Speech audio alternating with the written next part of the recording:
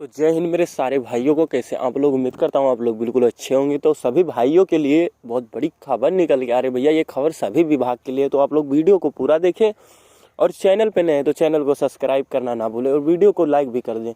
तो चलिए वीडियो करते हैं यहाँ पे स्टार्ट।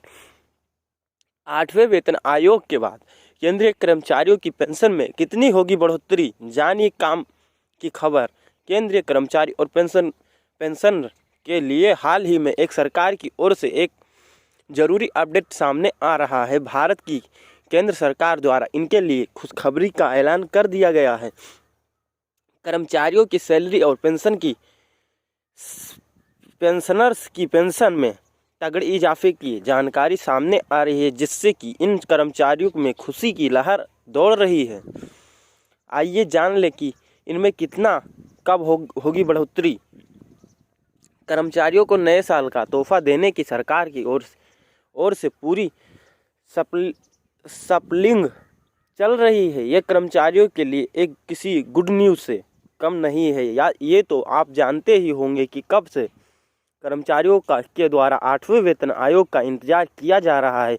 दरअसल आज ही हमारी ये खबर 8वें वेतन आयोग को लेकर ही है, जिसका इंतज़ार जल्द ही ख़त्म होगा। लेकिन आपकी जानकारी के लिए ये भी बता दें कि सरकार की ओर से इस पर कोई आधिकारिक ऐलान नहीं किया गया है, लेकिन इस पर कई रिपोर्ट्स द्वारा ये दावा किया गया है कि 8वें वेतन आयोग 2026 में लागू हो सकता है।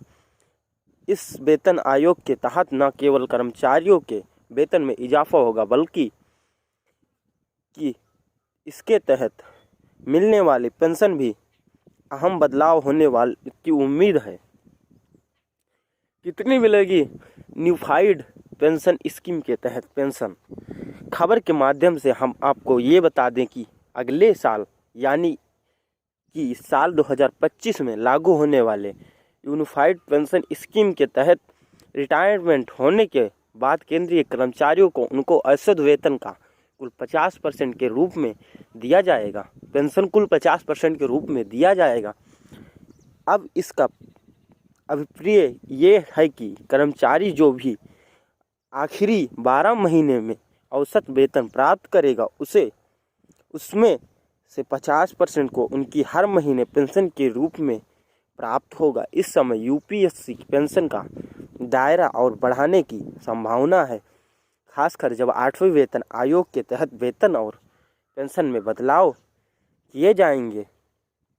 देश में 8वें वेतन आयोग के तहत कर्मचारियों की सैलरी और पेंशन बढ़ाने के लिए एक नया फिटमेट फैक्ट लागू किया जाएगा। जिस हिसाब से कर्मचारियों को अब सैलरी दी जा रही है उसे 7वें वेतन आयोग में फिटमेट फैक्ट 2.57 था, लेकिन अब आगे के लिए ये उम्मीद की जा रही है कि 8वें वेतन आयोग में यह फिटमेट फैक्ट 1.92 हो सकता है। हालांकि कुछ रिपोर्ट ने दावा किया है कि सरकार इस बार फिटमेट फैक्ट को बढ़ाकर 2.86 तक कर सकती है।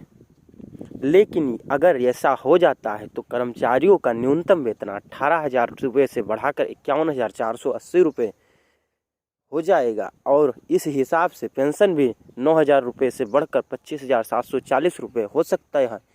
इस आधार पर यूपीएससी के तहत मिलने वाली पेंशन भी बढ़ सकती है।